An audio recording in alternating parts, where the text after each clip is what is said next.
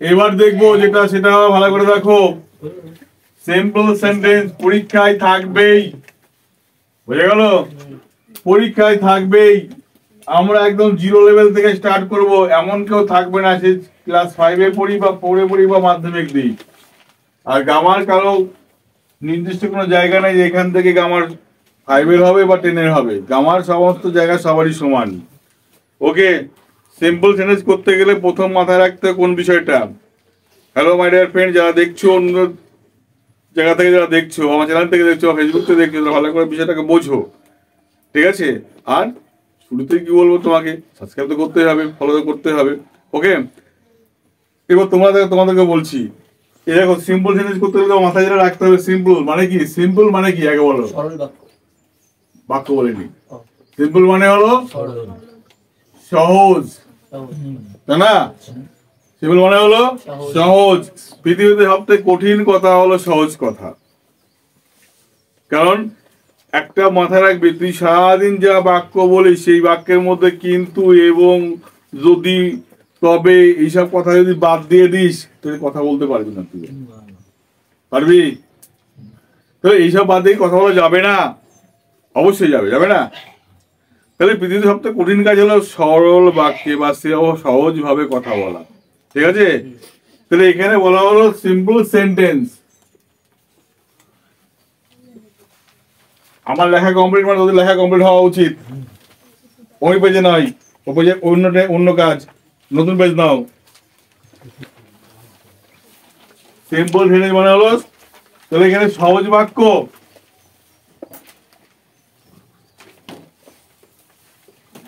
সহজ বাক্য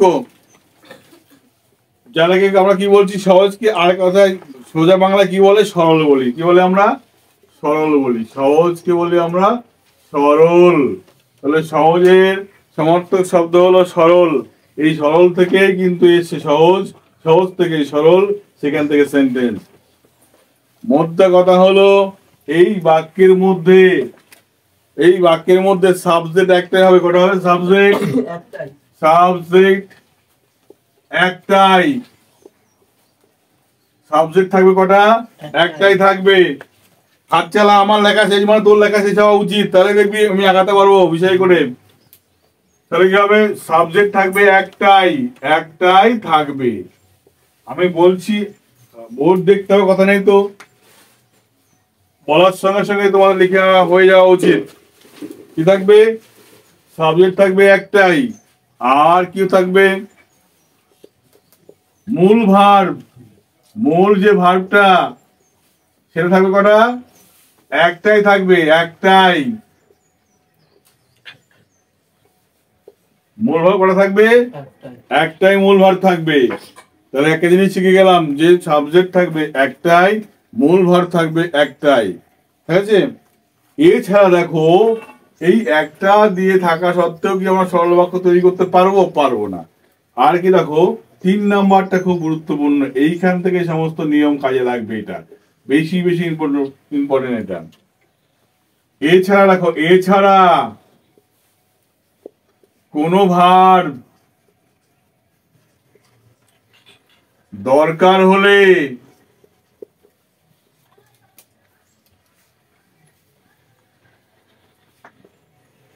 হয় সেই ভার্বের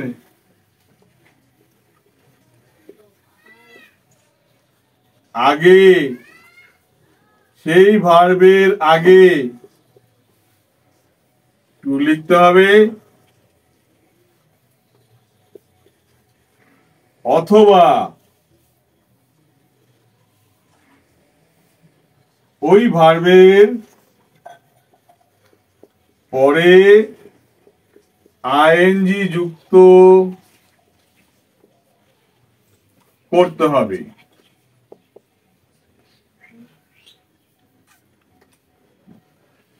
যুক্ত করতে হবে। দেখো কি বুঝলাম, দেখো যে একটাই সাবজেক্ট থাকবে, মূল ভার্ব থাকবে একটাই, ঠিক আছে? কি বললাম? মূল ভার্ব থাকবে একটাই, আর কি থাকবে, আরো যদি কোনো ভার দরকার হয়, তাহলে সেই ভার্বের সাথে কি করতে হবে, ভার্বের আগে হয় টু লিখতে হবে, তাহলে ভার্বের পরে কি করতে হবে, আইন যুক্ত করতে হবে। এবার প্রশ্ন হলো এইটুকু কেন করতে হবে, কি বিষয় হবে, আমি এটুকু বোঝাচ্ছি এখনই। ঠিক আছে, কি বললাম, কেন করতে হবে। এইভাবে কিন্তু সারা জীবন, সেই ক্লাস 10 বলো, 5 বলো, 6 বলো, যাই বলো, সারা জীবন এই ফর্মুলাই কাজে লাগবে। ওকে, এবার যত বড় হওয়া তত স্ট্যান্ডার্ডলি বাড়বে কি করে, ফ্রেজ বা ইডিয়ম ব্যবহার করার পরে। ওকে, এইবার দেখো বলি যেটা, এইবার যেটা করার দরকার সব থেকে বেশি, এইগুলো কেউ ফাঁকি মারবি না, সব মনোযোগ সহকারে একটু দেখবে।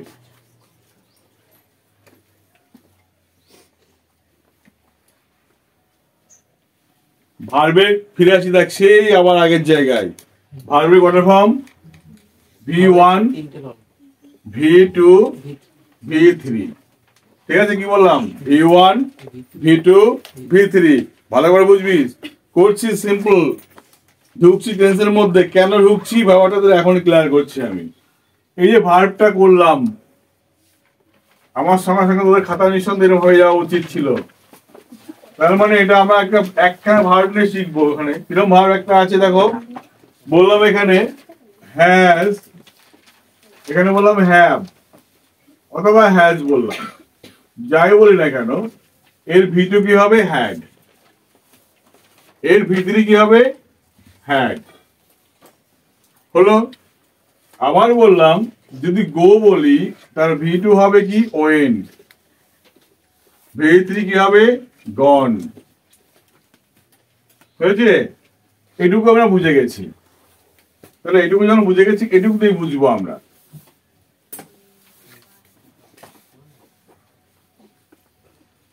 কি বুঝলাম,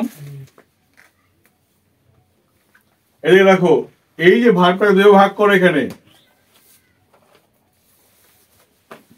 এখানে দেখো যদি আমরা আগে এই যে ভার্বটার আগে, ভার্বের আগে আগে টু লিখলে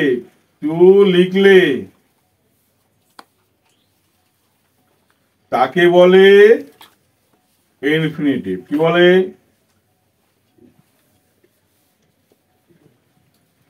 তাকে কি বলে, ইনফিনিটিভ বলে। কি বলা হয়, ইনফিনিটিভ। আর পরে যদি কি লিখি, পরে যদি আমরা আইএনজি যুক্ত করি, আইএনজি যুক্ত করলে তাকে বলে পার্টিসিপল, PARTICIPLE, পার্টিসিপল। ভালো করে দেখো, একটা ভার্ব, এই ভার্বের আগে যদি টু লিখলে কি হবে, তাকে বলবো আমরা ইনফিনিটিভ। এই ভার্বের পরে যদি আমরা আইএনজি যুক্ত করি তাহলে কি হবে, এটাকে পার্টিসিপল বলবো। কি বলবো আমরা, পার্টিসিপল বলবো। ক্লিয়ার এটুকু, ভার্বের আগে যদি আমরা টু লিখি তাকে বলবো ইনফিনিটিভ, ভার্বের পরে যদি আইএনজি যুক্ত করি তাকে কি বলবো আমরা, পার্টিসিপল বলবো। ওকে, এইবার প্রশ্ন হলো এই দুটোর কেউ, এই ইনফিনিটিভ বা পার্টিসিপল ভালো করে আগে বুঝে নে। আমি আবার অফ করে দিয়ে, ক্যামেরা অফ করে দিয়ে করাচ্ছি।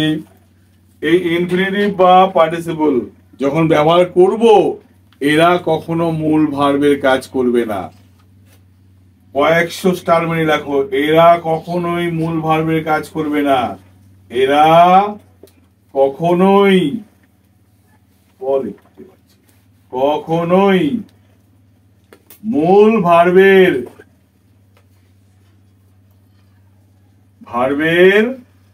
কাজ করবে না। এরা কি করবে না, মূল ভার্বের কাজ করবে না। তাহলে এদের ভূমিকাটা কি তাহলে বাক্যের মধ্যে, তাই না? এদের কাজ দেখো, এরা বাক্যের কর্তার মূল বক্তব্য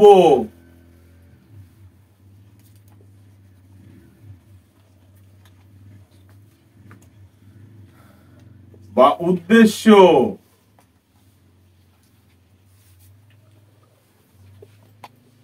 পূরণ করবে।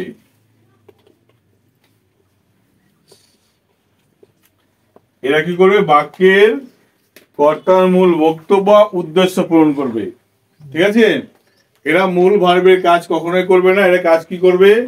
বাক্যের কর্তার মূল বক্তব্য বা উদ্দেশ্য পূরণ করবে। বলতে পারলাম? কি বললাম? হ্যাঁ, এরা মূল ভার্বের কাজ করবে না। কি করবে? এরা বাক্যের কর্তার কর্তব্য বা উদ্দেশ্য পূরণ করবে। বলতে পারলাম? আচ্ছা, কার কার হয়েছে লেখাটা? এখানে আমরা দেখো, এখানে বললাম ছিল, এখানে কি হ্যাজ অথবা হ্যাভ ছিল, এখানে ছিল হ্যাড, এখানেও ছিল হ্যাড, এখানে ছিল গো, এখানে ছিল ওয়েন্ট, এখানে ছিল গন।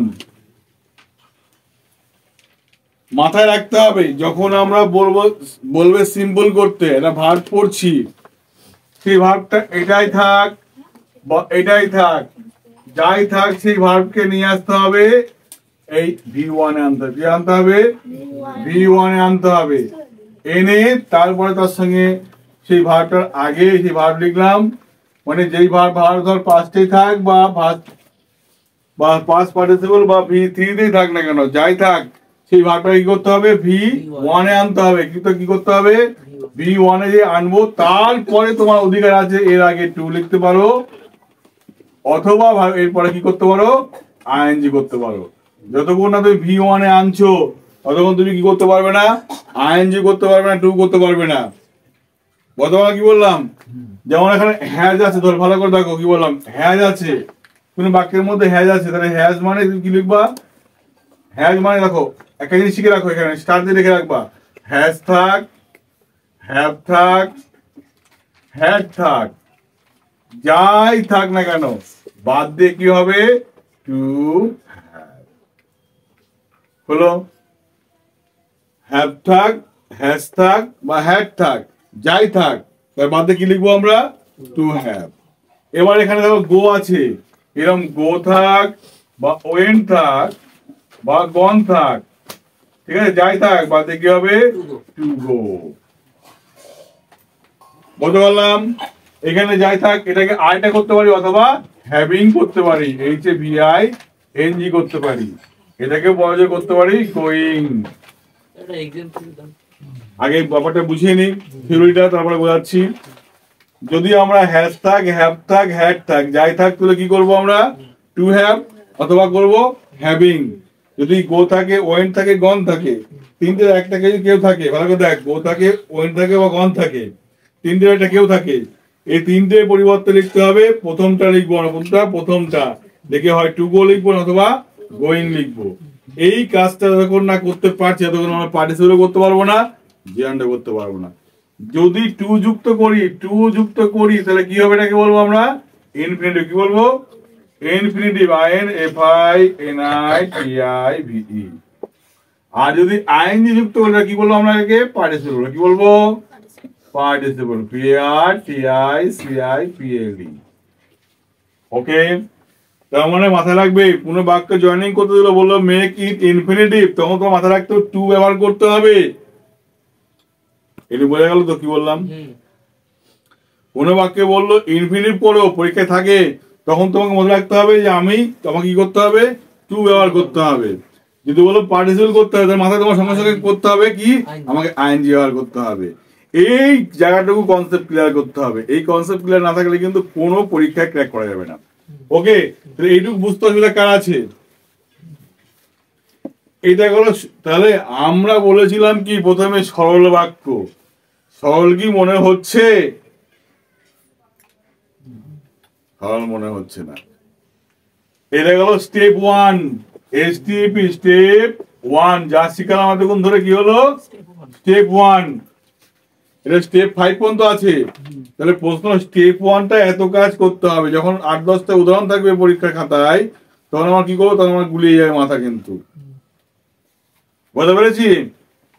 এইটুকু ক্লিয়ার হয়নি, কারণ আমরা বোঝাচ্ছি। দেখো, ভার্ব, যে ভার্বটা তুমি দেখছো, সেই ভার্বটা V1 এ থাক, V1 এই থাক, V2 তেই থাক বা V3 তেই থাক, যাই থাক V2 থাক V3 থাক কি করবো আমরা এটাকে প্রথম কাজ কি হবে V1 এ আমাকে আনতে হবে কিন্তু V1 এ আনার পরে V1 বুঝতে পারলেন এবার কি বলছি V1 মানে হলো ভার্ব যে থাকবে তিনটে লিস্ট থাকবে যে কোনো গ্রামার বইতে আছে তিনটে লিস্ট এটা হলো প্রথম ঘরের লিস্ট এটা দ্বিতীয় ঘরের লিস্ট এটা তৃতীয় ঘরের লিস্ট আমরা সহজ করে মনে রাখার জন্য নাম দিয়েছি V1 যার নাম হলো বইতে লেখা আছে প্রেজেন্ট V2 যা বইতে লেখা আছে পাস্ট V3 যা বইতে লেখা আছে পাস্ট পার্টিসিপল ঠিক আছে সেই ভার্বটাকে আমরা কি করব যাই থাক নিয়ে এসে আমরা কি করব প্রথম এই জায়গায় করব কথা বললাম যদি আমরা টু যুক্ত করতে পারি তাকে তার নাম দেবো কি আমরা ইনফিনিটিভ যদি আমরা আইএনজি যুক্ত করি তার নাম দেবো কি আমরা পার্টিসিপল একটু তো সহজে ক্লিয়ার আইএনজি মানে পার্টিসিপল টু মানে ইনফিনিটিভ ক্লিয়ার ক্লিয়ার হয়ে গেল ব্যাস মুখে কথা বলতে হবে যে আমি বুঝতে পারিনি একবার মুখে কথা বলে দেখো বুঝতে পারিনি মুখ ফাটিয়ে দেবো না কিন্তু বুঝিয়ে দেবো মুখটাকে মানে তোমার যে কোশ্চেনটাকে আমি কি করব সলভ করার চেষ্টা করব এমন হয় বললাম মুখ কথা বলে দেখ তার মানে আমি মুখে মেরে মুখটাকে ফাটিয়ে দেবো কখনোই না তোমার মুখের প্রশ্নটাকে আমি বুঝিয়ে দেওয়ার চেষ্টা করব ওকে মুখ ফাটিয়ে দেবো আরে বাবা রে আচ্ছা যাই হোক এইবার দেখো কি বলছি আমরা বললাম ভালো দেখো একটা জিনিস ভালো করে বুঝে নাও বললো উদাহরণ দেখি আমরা তো শিখলাম কিভাবে হচ্ছে উদাহরণ দেখো ইউ স্টাডি সিরিয়াসলি তুমি কি করছো পড়াশোনা করো সিরিয়াসলি করো তাই না সিরিয়াসলি পড়াশোনা করো আচ্ছা ইউ স্কোর এটা আর কিনতে হবে স্কোর আর 90% পার সাবজেক্ট আচ্ছা ভালো করে দেখো এই জায়গাটা এই যে আমরা এই দুটো বাক্য রয়েছে এখান থেকে আমাকে একটা করতে হবে দুটো কর্তা এই একটা বাক্য কর্তা রয়েছে আমাকে একটা কর্তা প্রথম নিয়ম কি অনুযায়ী কর্তা আমাদের কি হতে হবে একটা হতে হবে আচ্ছা এখানে দেখো এখান থেকে কি করে সরল বাক্যে ঢুকবে কি করে ঢুকবে বলছে ইউ স্টাডি সিরিয়াসলি তুমি পড়াশোনা করো খুব সিরিয়াসলি মনোযোগ সহকারে ইউ স্কোর 90% পার সাবজেক্ট প্রতি সাবজেক্টে কত পাবে 90% তাহলে এখানে কি করবো তারপর তোমার 90% তুমি পড়াশোনা করছে উদ্দেশ্য কি তোমার 90% পাওয়ার উদ্দেশ্য তো না তাহলে এইটা কিন্তু আমার এটা এই যে ছেলেটা কাজ করছে এটা হলো কাজ মূল কাজ এটা কি স্টাডিটা কি এটা মূল কাজ কিন্তু এটা মূল কাজ এই পড়াশোনা করা তার মূল কাজ 90% পাওয়া তার উদ্দেশ্য ঠিক কিনা তাহলে এই যে 90% স্কোর করবে এটা তার উদ্দেশ্য বললাম কি বললাম তাহলে এই ছেলেটা বা আমি বা তুমি যাই হোক না কেন এখানে রামসাম যদুমধু যে থাক না কেন বা রহিম রহমত যে থাক না কেন তার পড়াশোনা করা কাজ কিন্তু 90% পাওয়া তার কি উদ্দেশ্য তার মানে কাজের পরিবর্তন হবে না মূল কাজ ভার্বের পরিবর্তন হবে বলেছি মূল কাজের কিন্তু পরিবর্তন হবে না আবার বলছি যেটা মূল কাজ মনে হবে সেই মূল কাজের পরিবর্তন করা যাবে না বললাম কি বললাম জীবনের উদ্দেশ্য আমি পড়াশোনা করছি যা কিছু করছি সায়েন্স পড়ি আর্টস পড়ি যাই বই না কেন এটা আমার পড়াশোনা করি সিরিয়াসলি করি জীবনের উদ্দেশ্য কি একটা চাকরি পাওয়া তো তাই না তাহলে আমি পড়াশোনা করছি জীবনের উদ্দেশ্য একটা কি চাকরি পাওয়া ওটা আমার উদ্দেশ্য তাহলে এই বাক্যে দেখো এটা পড়াশোনা করে এটা তার কাজ তাহলে এই বাক্যে নো চেঞ্জ তাহলে ইউ স্টাডি সিরিয়াসলি পরিবর্তন করবো না এবার বলেছিলাম দুটো বাক্যের কর্তা হবে না তো কর্তা হবে তো একটা দুটো বাক্যের কর্তা যদি এক হয়ে যায় দ্বিতীয় বাক্যের কর্তা বাদ পড়ে দিয়ে দিতে হবে তখন দ্বিতীয় বাক্যের কর্তা আর হবে না ঠিক আছে তাহলে স্কোর ছিল এসসিও আর স্কোর ভার্বের কোন ফর্ম V1 প্রেজেন্ট ফর্ম তাহলে কি করতে চাই তাহলে এর সঙ্গে কি করতে হবে টু স্কোর কি করতে টু স্কোর 90% পার সাবজেক্ট। ঠিক আছে, তাহলে you study seriously to score 90% per subject. কে বুঝলো না? এটা আমার মূল কাজ, মূল কাজের কোনো পরিবর্তন আমি করতে পারিনি, আমার অধিকার নেই করার। ঠিক আছে, মূল কাজে পরিবর্তন করতে আমি পারবো না। এইবার দেখো, এই যে আমার উদ্দেশ্যটা কি করলাম, আমি উদ্দেশ্যটা তে লাগিয়ে দিলাম, হয় টু লাগাতে হবে বলেছিলাম, মানে আইএনজি করতে হবে, তো টু দিয়ে তো আমরা শিখলাম। প্রশ্ন হলো যদি আইএনজি করতাম তাহলে কি করতাম? আইএনজি দিয়ে কি করা যাবে না? এমন কোনো কথা নেই যাবে না। কি করতে পারি দেখো, মূল কাজে নো চেঞ্জ, এটা যদি টু করেছি তাহলে এর নাম কি হয়েছে? ইনফিনিটিভ হয়ে যায় না, এটা হয়েছে ইনফিনিটিভ।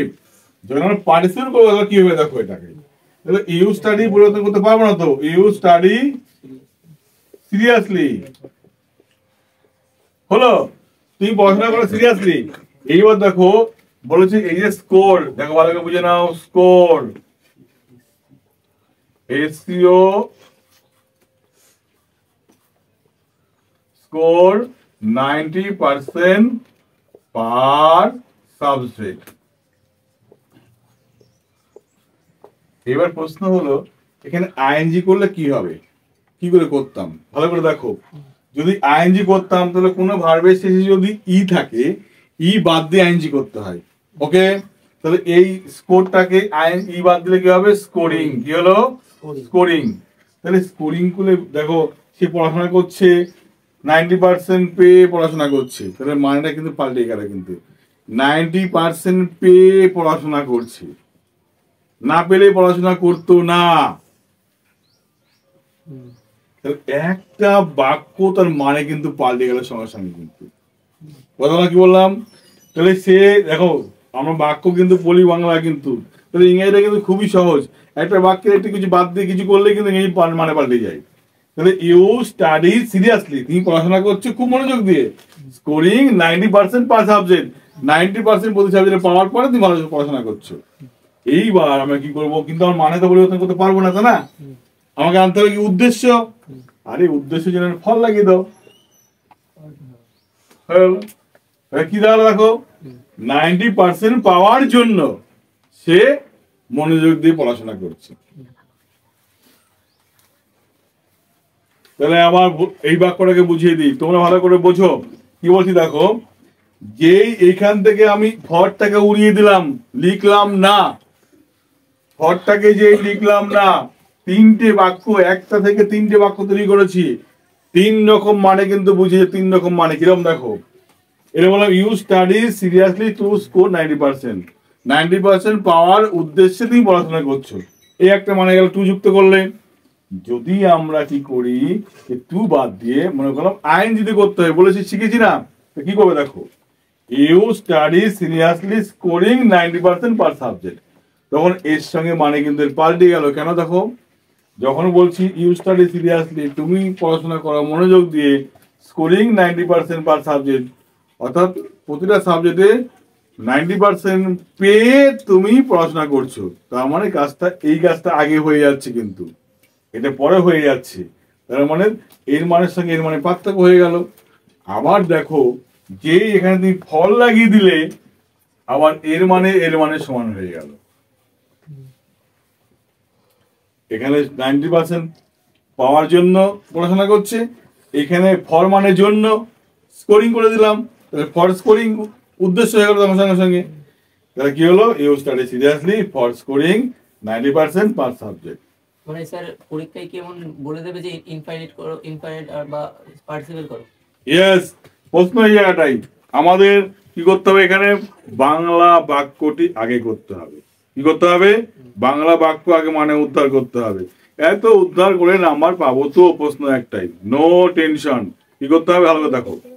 প্রথম তোমার কাজ, তুমি দেখবা যে এই বাক্যে, হ্যালো এদিকে দেখো, এই বাক্যের মধ্যে যখন দেখবা আমি আইএনজি করব না, আইএনজি করব না, তুই করব, তখন তুমি বাক্যটা কি করবা আগে দেখো।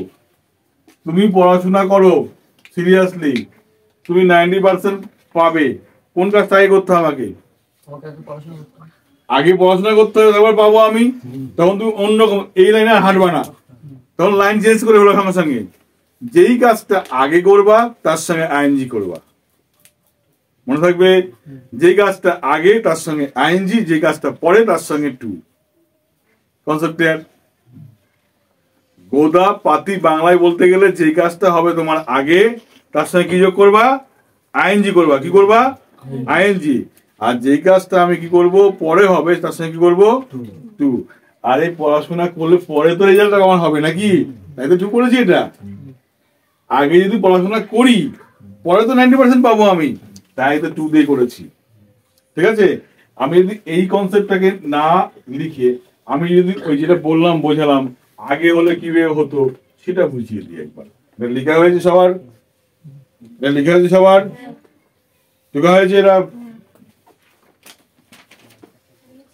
বুঝিয়ে দিই। এটা এই দেখো, ভালো করে দেখো, বুঝে নাও।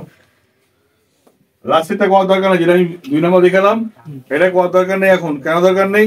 এটা বড় হওয়ার পরে করবে এটা কাজটা। ঠিক আছে? এখন পরীক্ষা করতে গেলে পরীক্ষা খাতায় ভুল হবেই, গ্যারান্টি ভুল হবে। তো আমি কি করবো তখন? দুটো বাক্য পড়বো, এই বাক্যটা পড়বো। ভালো করে বুঝে নাও। দুটো বাক্য পড়ে নিলাম, পড়ে পর দেখবো যেই বাক্যের কাজ আগে তার সঙ্গে আইএনজি, যেই বাক্যের কাজ পরে তার সঙ্গে আইএনজি করবো না।